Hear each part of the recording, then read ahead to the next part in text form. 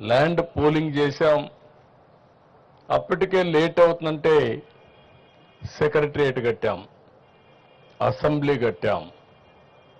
నేను ఆ రోజు చెప్పింది మాస్టర్ ప్లాన్ ప్రకారం మనం సెక్రటరియట్, అసెంబ్లీ ఇవన్నీ వచ్చే లోపల మనకు ట్రాన్సిట్ అంటే ఈరోజు ఉండడానికి మంచి బిల్డింగులు కావాలంటే అవి కావాలని అపోజిషన్ పార్టీ ఇవన్నీ కూడా రేకు షెడ్లు వేస్తున్నారు, లేకుంటే ఇంకోటి చేశారని చెప్పి అపహాస్యం చేసే పరిస్థితికి వచ్చారు.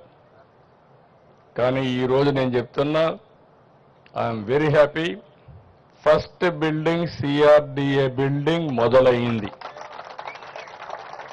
ఇది ప్రారంభం మాత్రం.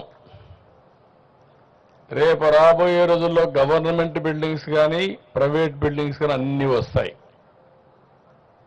ఇది ఇంకొక విషయం కూడా మిమ్మల్ని అందరినీ కోరుతున్నాం. మీరు పడిన కష్టాలు 5 ఏళ్ళు నేను చూశాను. ఆడబిడ్డల పడిన అవమానం నేను చూశాను. రోడ్డెక్కి పోరాడారు.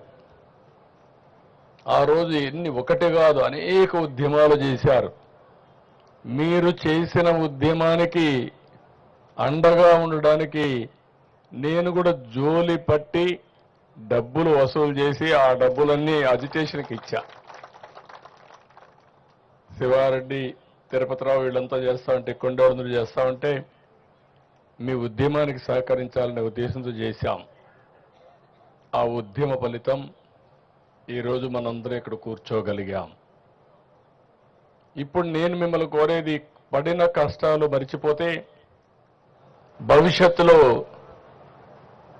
ఓసారి మనం అటు ఇటు వెళ్ళిపోతాం. మీ కష్టాలు నేను చూశా, మీ ఇబ్బందులు నేను చూశా, మీ త్యాగాలు చూశా. ఆ త్యాగాల ఫలితాలు మళ్ళీ మీరు అనుభవించడానికి నేను అన్ని విధాలుగా మీకు సహకరిస్తానని మరొక్కసారి మాట ఇస్తున్నా. దాంట్లో అనుమానమే లేదు.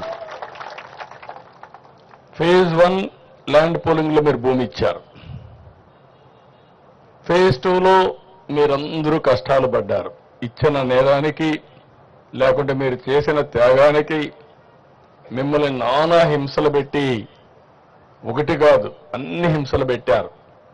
వాళ్ళ అక్కస్ ఎంతవరకు ఉందంటే, కడాన మొన్న కూడా మీరు చూస్తే రాజధాని ప్రాంతం వేశ్యల ప్రాంతం అని మాట్లాడే పరిస్థితికి వచ్చారు.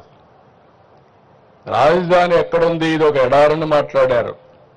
రాజధాని ఎక్కడుంది, ఇది ఒక శ్మశానం అని మాట్లాడారు. ప్రతి ఒక్క వ్యక్తి ఉండే వాళ్ళల్లో మీ మైండ్లో అది ఉండాలి, మీ మనసులో అది ఉండాలి. ఉండి ఈ ఐకమత్యం దీనికి కాదు.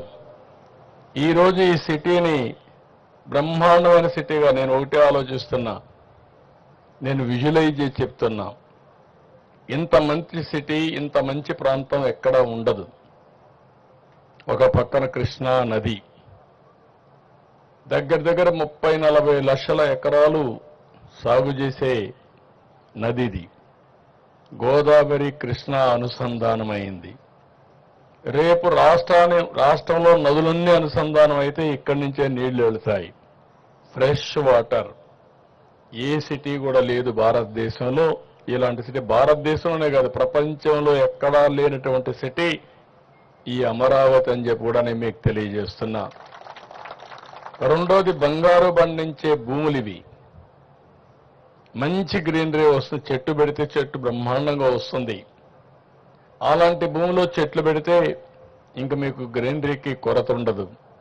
అంటే ఒక పక్క బ్లూ, ఒక పక్క గ్రీన్. మూడోది, కొత్త టెక్నాలజీ వచ్చింది, గ్రీన్ ఎనర్జీ వచ్చింది. ఇప్పుడు అక్కడ వెహికల్స్ అన్నీ పెట్టారు. సైకిల్ దగ్గర నుంచి ప్రతి ఒక్కటి కూడా ఎలక్ట్రిసిటీతో నడుస్తున్నాయి. ఇక్కడ సోలార్ వచ్చింది, ఇంటిపైనే సోలార్ పెట్టుకునే పరిస్థితికి వచ్చాం. ఇంకొక పక్కన రాష్ట్రంలో గ్రీన్ హైడ్రోజన్కి వెళ్తున్నాం. అంటే ఈ ప్రాంతంలో పొల్యూషన్ లేకుండా చేయడానికి ఏమేం చేయాలో అవన్నీ చేస్తున్నాం. ఇంకొక పక్క హైదరాబాద్ నగరాన్ని నేను చూసి అన్ని నగరాలు చూస్తున్నాం. చేసినప్పుడు రోడ్డు మీదనే, రోడ్డు కిందనే పైపులు వేస్తారు. ఓసారి అది పగిలితే రోడ్డు అంతా కూడా మురుకు నీరు బారుతూ ఉంటుంది. అది హైదరాబాద్లో చూసా, బాంబేలో చూసా, బెంగళూరులో చూసా, ఎవ్రీవేర్ చూసా. ఈ అనుభవాలు చూసిన తర్వాత ఫస్ట్ టైం యుటిలిటీస్ అన్నిటికీ సర్వీస్ డక్ట్లు పెట్టేసి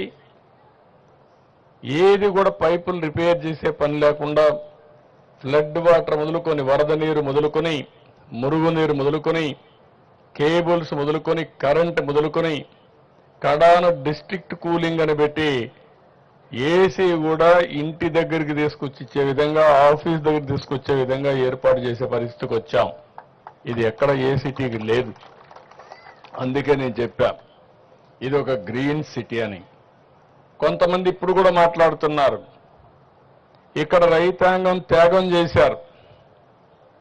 మీరు త్యాగం చేసిన తర్వాత ల్యాండ్ పూలింగ్లో ఎప్పుడు కూడా కొన్ని వేల కోట్ల రూపాయలు ల్యాండ్కే ఖర్చు అయ్యే సందర్భంలో మీరిచ్చింది మీరు డెవలప్ చేయండి, ఆ అభివృద్ధి వల్ల దీనివల్ల ల్యాండ్ విలువ పెరుగుతుంది, పెరిగిన దాంట్లో మాకు కూడా కొంత ఇవ్వండి, అదే మరిగా మీరు ఆ ల్యాండ్ అమ్మి ఇక్కడ రాజధాని కట్టడానికి నిధుల సేకరణకు కూడా మీరు సహకరించే పరిస్థితి వచ్చారు. అందుకే ఈ ప్రాజెక్టు సెల్ఫ్ మానిటైజేషన్.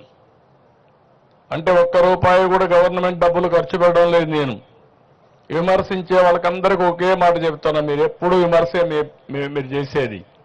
హైదరాబాద్లో నేను ఒక్క రూపాయి గవర్నమెంట్ డబ్బులు ఖర్చు పెట్టలేదు.